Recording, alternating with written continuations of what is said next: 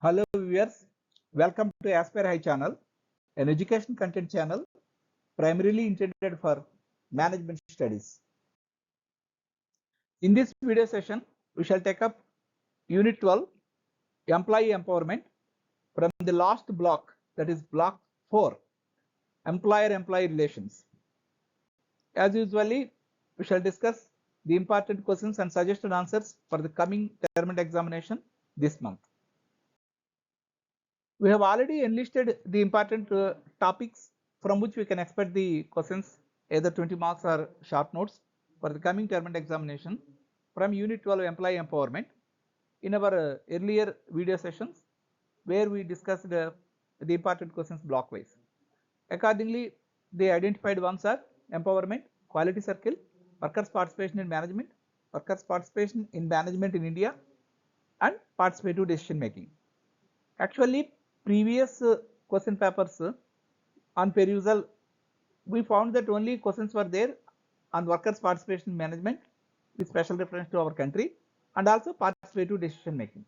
However, in my personal view, topics like empowerment and quality circle are normally expected as a short note question.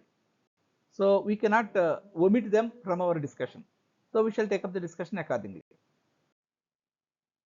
First, let us have a brief introduction to employee empowerment.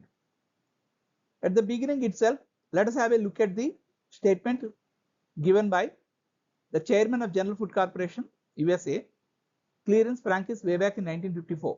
It's very interesting and from which we can understand what empowerment actually means. That is, you can buy a man's time, you can buy a man's physical presence at a given place. Here man means the employee.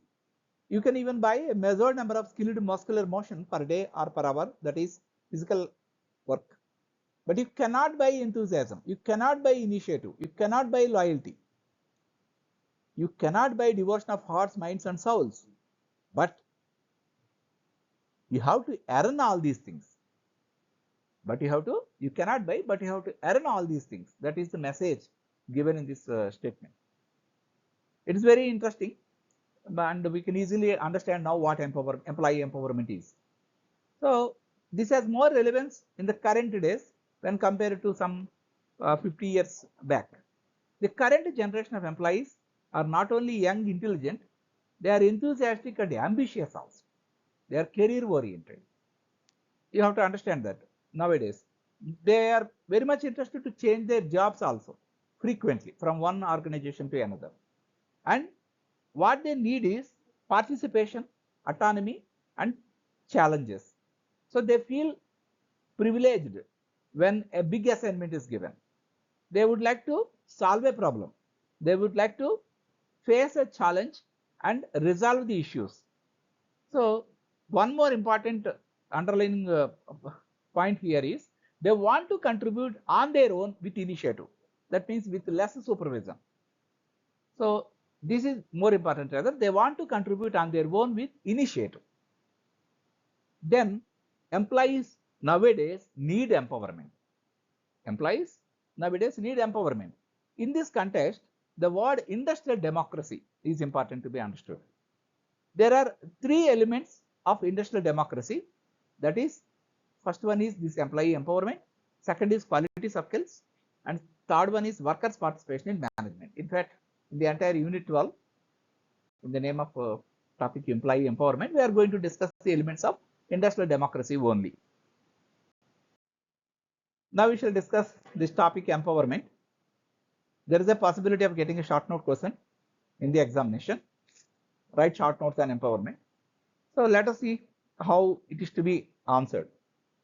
Empowerment is defined as the process of giving employees the authority, responsibility and resources to make decisions and solve work related problems. Please jot down this definition clearly.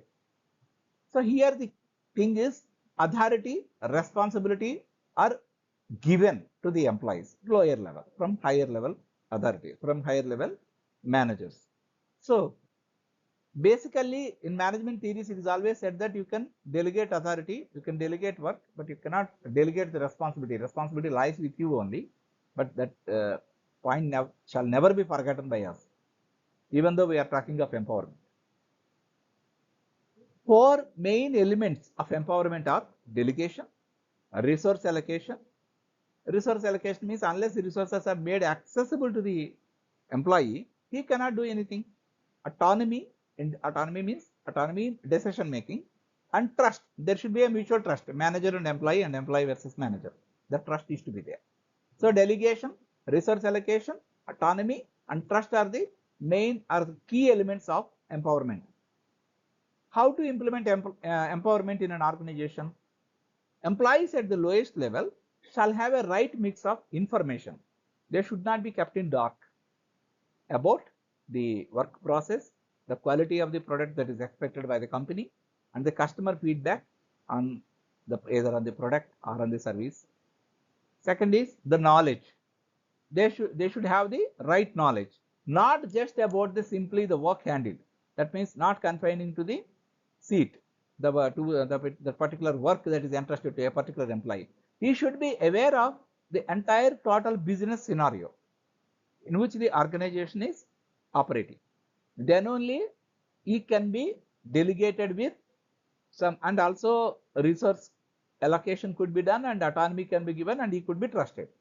That is, empowerment can happen only when his knowledge is broadened.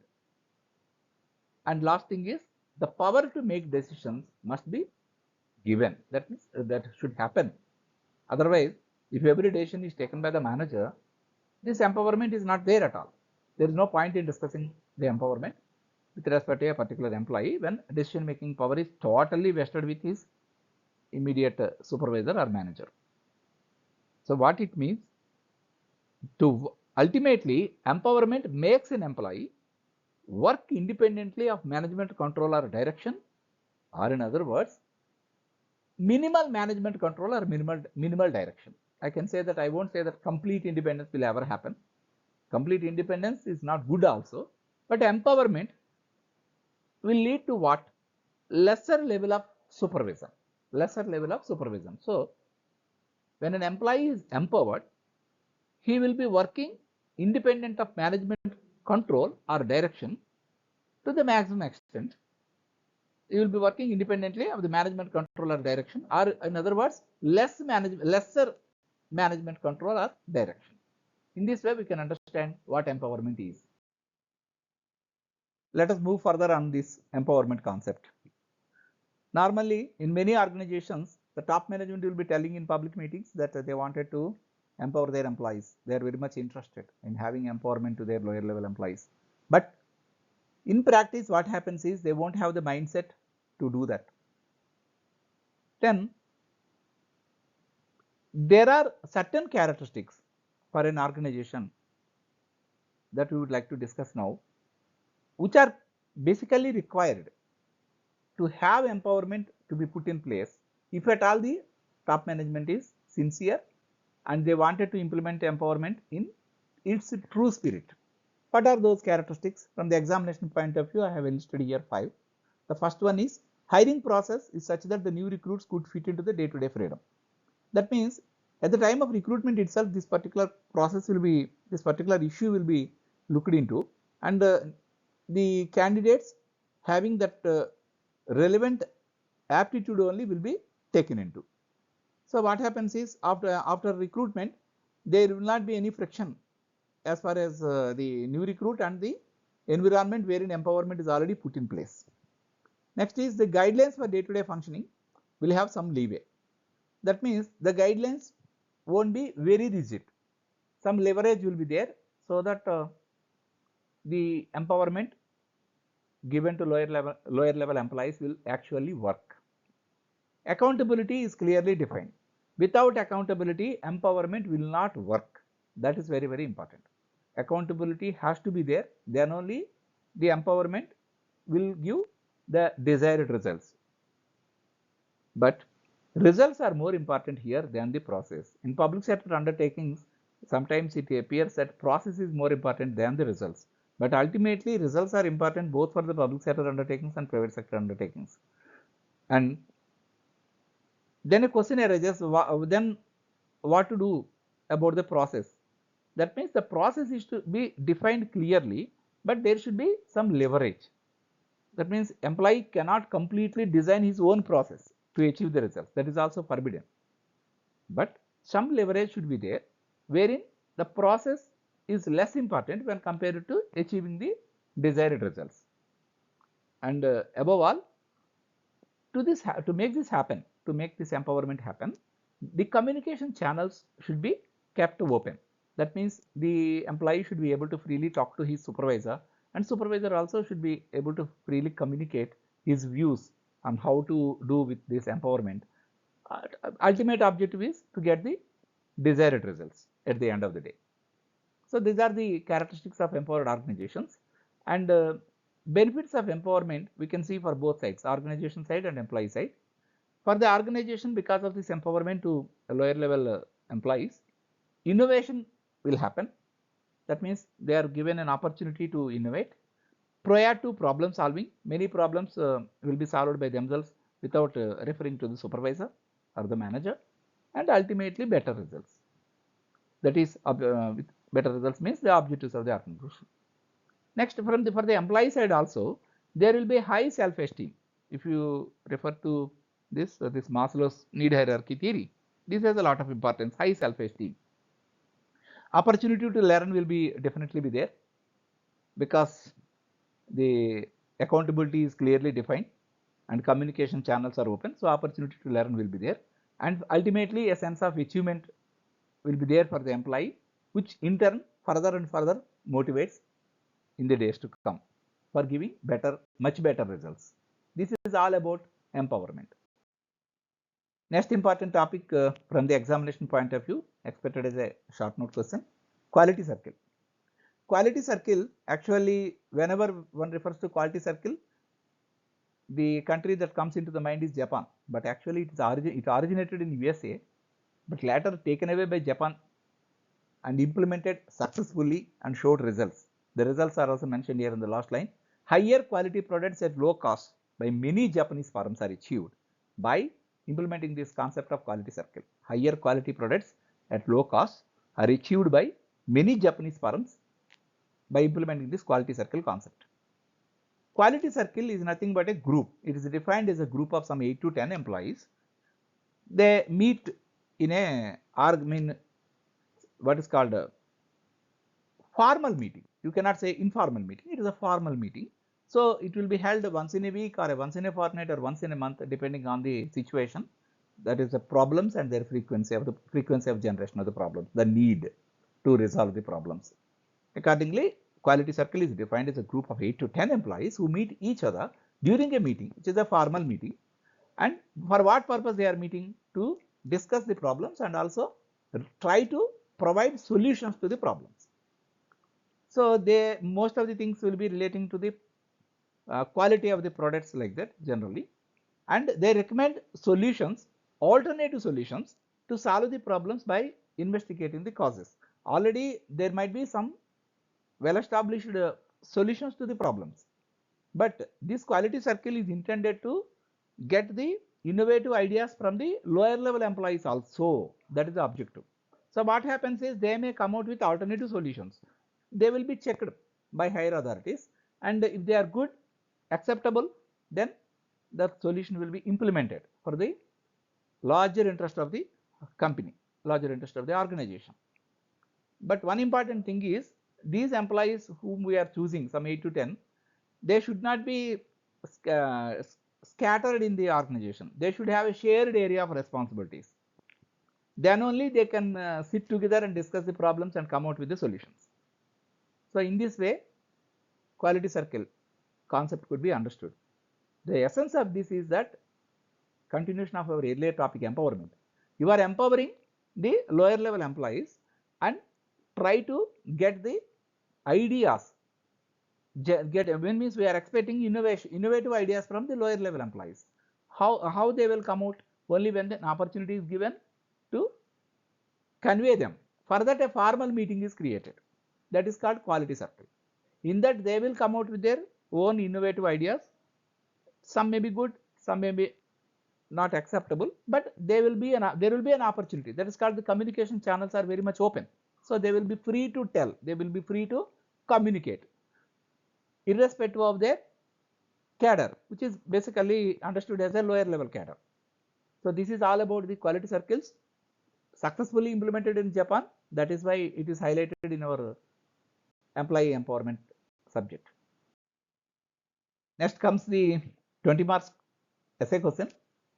Generally, the question will be either workers' participation in management or workers' participation in management with special reference to our country, India. So we will have a detailed discussion. This workers' participation in management is not a new concept. It originated way back in 1760 itself during the time of Industrial Revolution.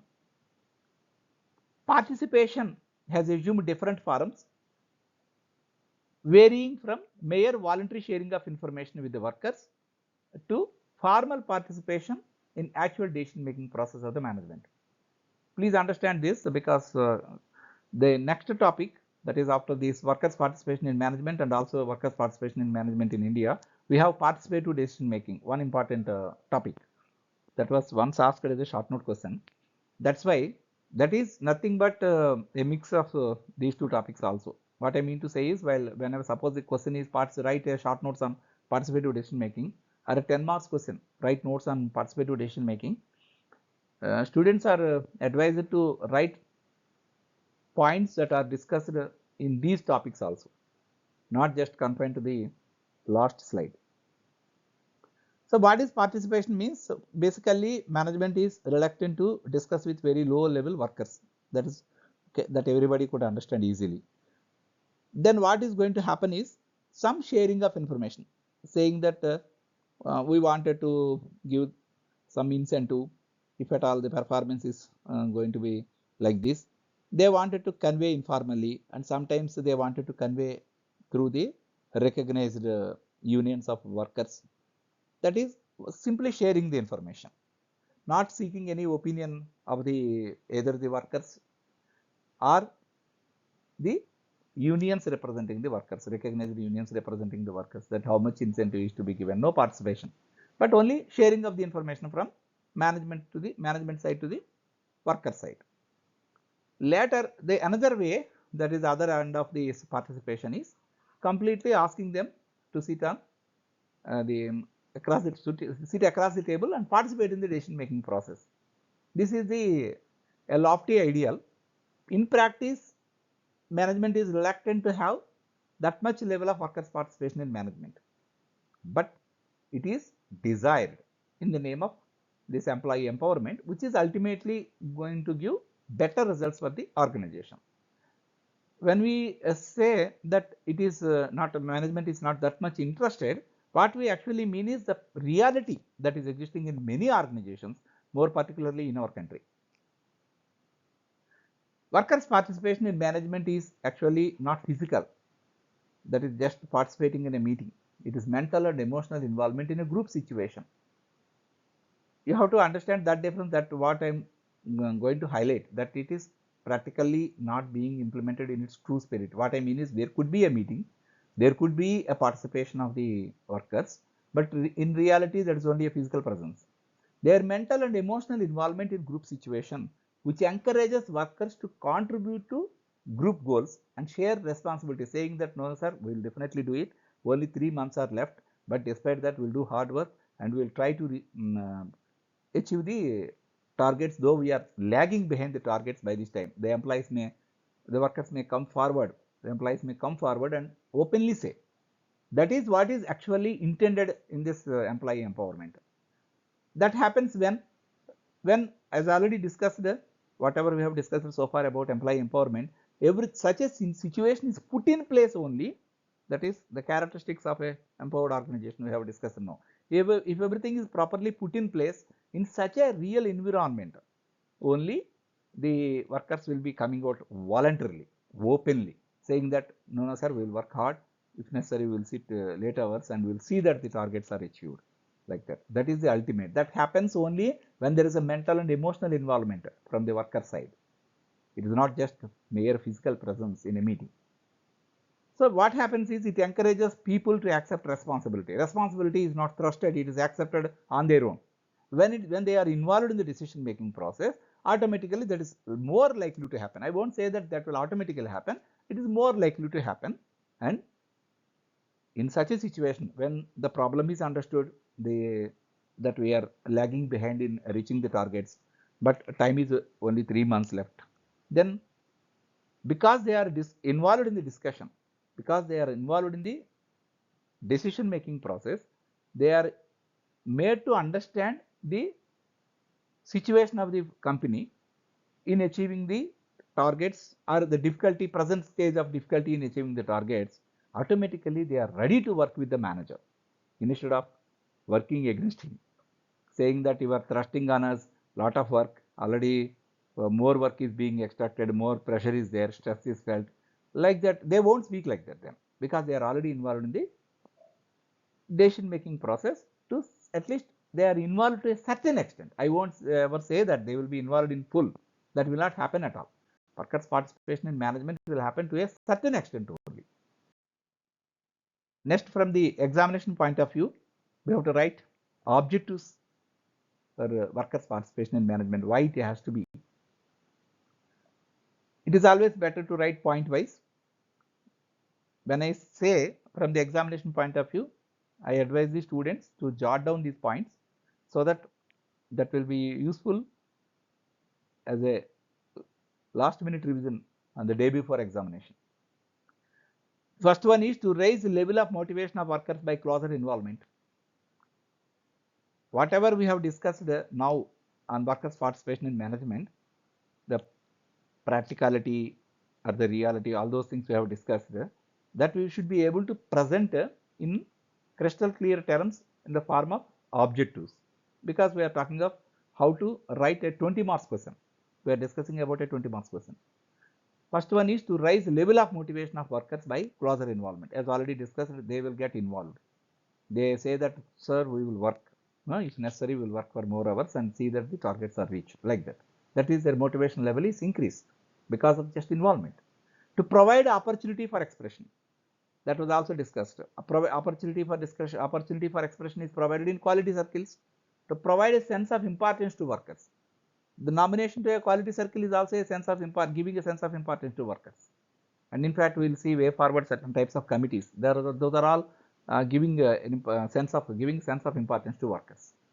To develop ties of understanding leading to better effort and harmony. That means management will not see with animosity the employees, and employees or unions will not see the management with animosity.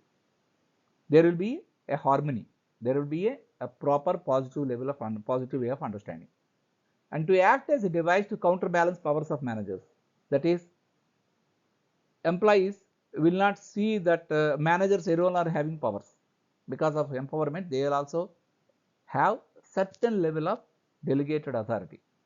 To act as a remedy for solving industrial relation problems. Many of the industrial relations disputes, that is employer-employee or management versus union, all the problems, many problems are out of this type of power getting concentrated with the management and not taking into confidence the views of the employees, or at least a collective representation of their unions.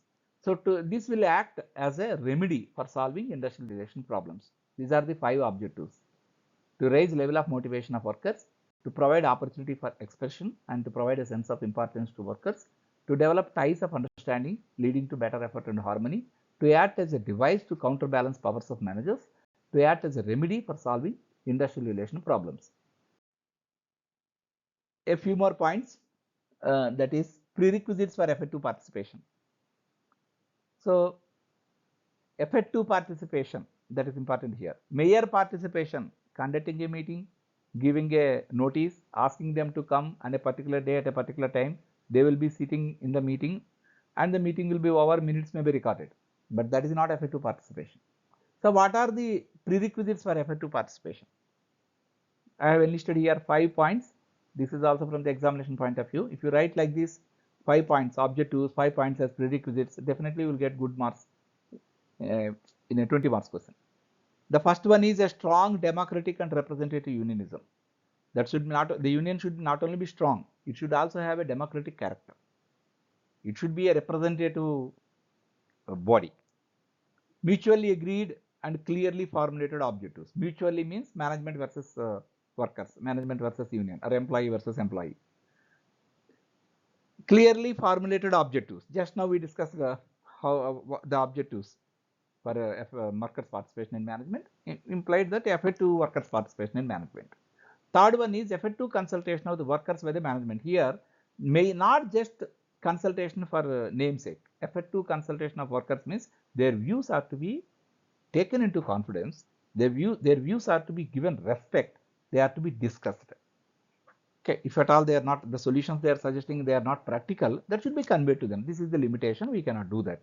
If it is good, and if both for the employees and also for the organization, they should be accepted. That is called effective consultation of workers by the management. And the fourth important point is, all said and done, if the employees are not having adequate educational qualification, they may not be able to participate in a meeting. And also, if they are not properly trained, about this the role of their participation, then also it will not have any result. That is education and training to make a significant contribution to the workers' participation. Purposeful working of participative management means ultimate objective is to have an effective participation. That will happen only when they are having a minimum level of education and also trained about this entire process. What is that? Forms of participation, areas of participation, and guidelines for implement of decisions. They should be spelled out clearly, and they should be made known to the unions, and they should be openly be made known to everybody, every employee. Then they will have a feeling that everything is fair and everything is working in true spirit. And prompt follow-up action once the meeting is over, whether the action taken report is received or not, whether it's really happening or not, at least in the next meeting, that should be seen. The feedback from the employees about or the unions about how the earlier meeting took place, what type of suggestions they would like to give for better effective participation in management. These are all the prerequisites for effective participation. I think I am clear that from the examination point of view, not just understanding the concept, which is very easy to understand. The essence is very clear, but we should be able to write the points as presented in these slides. I advise the students to jot down them for effective revision the day before exam. Collective bargaining. This is a method that is followed in USA. It results in collective agreement. That is, the management and the union will negotiate. Management will try to give less, unions will try to get more for their employees. That will happen, and some way some balance will be maintained, and it will be settled. That will be recorded, put in paper, that will be an agreement that is in black and white. That collective agreement will be the basis for future implementation of the service conditions, benefits, incentives, etc.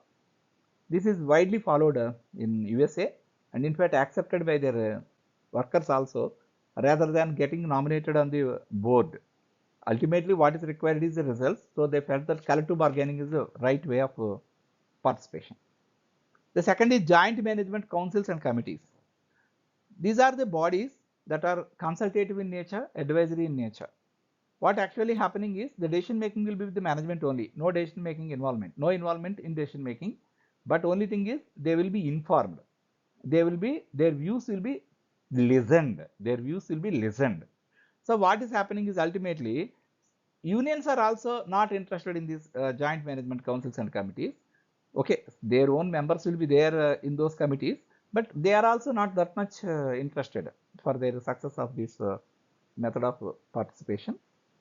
And whoever are nominated on these councils or committees are also not that much interested, because ultimately the decision is going to be taken by the top management. Only thing is they are getting the information, that's all. So that is not having much relevance nowadays. Not relevance means it is not effective, what I mean to say. There will be there, such councils and committees will be there, but they are not so effective. And the last one is the board representation. So worker representative will be there on the board. It is the highest level of participation. That means you will be discussing with the other members of the board in protecting the interests of the workers. That is a great thing. But this is also, to what extent it is actually implemented in its true spirit is a matter of debate in any country. Workers' participation in management in India. This is in continuation to our earlier topic, workers' participation in management. Please don't see this as a separate topic. So if the 20 marks question is there in specific reference to our country situation in our country, then you have to write all the points that we discussed in our earlier topic, workers' participation in management, and continue these points also. The first one is works committees. The Industrial Disputes Act 1947 provides for limited participation of elected representatives of workers in these works committees. Committees like canteen committee, safety committee are even statutory. That means they must be put in place. Some guidelines will be there, certain eligibility criteria also will be there. But anyhow, they are there as part of the Industrial Disputes Act 1947. Second is the Industrial Policy Resolution 1956 in our country insisted that joint management councils are to be put in place. That has come up in 1958. They are responsible for the welfare of the workers, safety of the workers, vocational training, preparation of holiday schedules, etc. That means there will be a defined agenda for the conduct of meetings of the joint management councils. But the effectiveness of these joint management councils, for which they are actually constituted, is relatively low in our country. Next comes the employee director in nationalized bank. The government insisted that all nationalized banks should have their employee directors on their boards. That means one representing the workmen, that is clerical cadre and messenger cadre, and the other representing the officers. But it is not currently implemented in true spirit in our country. The next one is constitutional amendment and workers' participation in 1975. In the year 1975, when emergency was imposed in the country, major changes were effected to the constitution by way of amendments, and one of them was incorporation of directive principles of state policy. This scheme that we are going to discuss now is an outcome of that. The scheme of workers' participation in management at the shop floor and plant levels in manufacturing and mining industries employing 500 or more workers was notified in 1975 as a result of that. These councils were assigned specific functions relating to production, productivity, management of waste, reduction of absenteeism, safety, etc. So these are various forms of implementation of workers' participation in management in our country. Participative decision making is the last topic in this unit. In the previous examinations, once it was asked as a separate question. So if at all it is repeated, how to answer effectively? That is my intention. In fact, participative decision making was understood from our discussion on quality circles, empowerment, workers' participation in management. But if at all the question is write notes or write short notes on participative decision making, how to effectively present the answers? Then for that I have enlisted here 4 points. At least you can take some 3 points out of these 4 and write them so that the answer will be impressive. Participative decision making affects employee behavior and attitudes and in turn organizational results. This we have understood already, that because of the participation, the employee feels what's called a sense of belongingness will be there first, and he feels more motivated, and he will have a lot of job satisfaction. Therefore, his behavior and attitude will change, and ultimately his contribution will improve, resulting in higher level of productivity and better results for the organization. This we have understood from our discussion on empowerment, discussion on quality circles, and also on workers' participation in management. Ability is improved primarily through communication and information sharing. We have discussed earlier also that information sharing is one of the prime feature of empowerment, and communication channels should be kept open. That also we discussed, and as a result, ability is going to improve, and which results in more informed employees who are better able to contribute creative ideas. Creative ideas won't come if employees are simply treated as persons who will work only when a lot of supervision is there, lot of thrust is there, lot of monitoring is there from the supervisor side.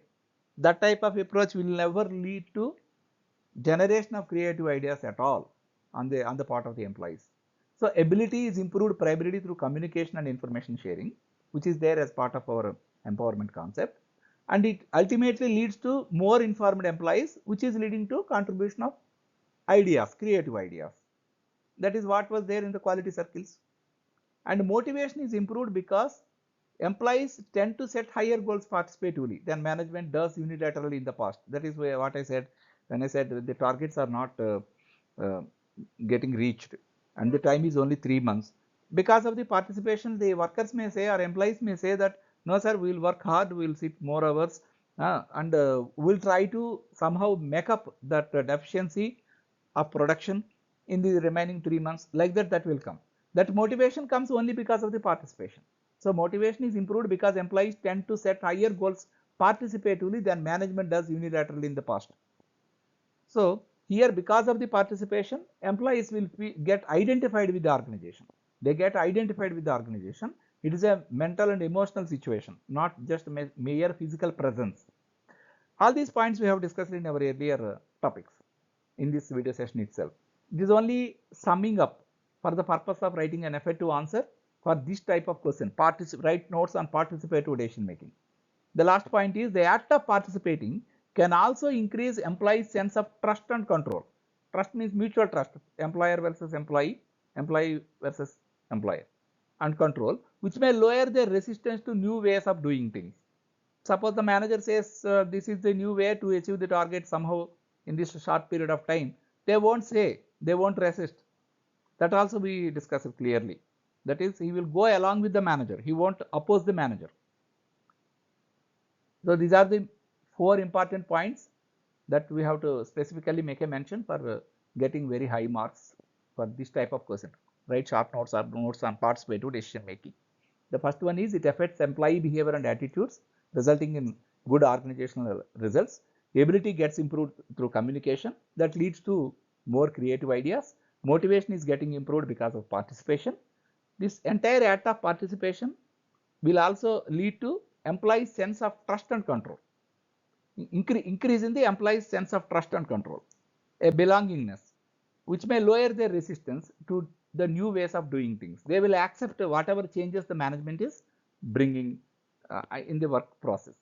Normally, change is always resisted, no doubt, but this type of participation will bring some change in reducing their resistance levels. This is all about participative decision making. With this, the discussion on topics pertaining to Unit 12 employee empowerment in the context of the coming term examination this month is complete. Thanks for watching. We shall meet in our next video presentation coming up very shortly, wherein we will discuss the next unit, that is Unit 13 from Block 4. I request all the viewers to subscribe to the channel if not already done. Feedback in the comment section is solicited from all the students of this MMPC 2 course, so that way forward the content delivery and also coverage of some other courses of this IGNOU MBA program could be considered. So please give your feedback in the comment section, and once again, thank you for watching.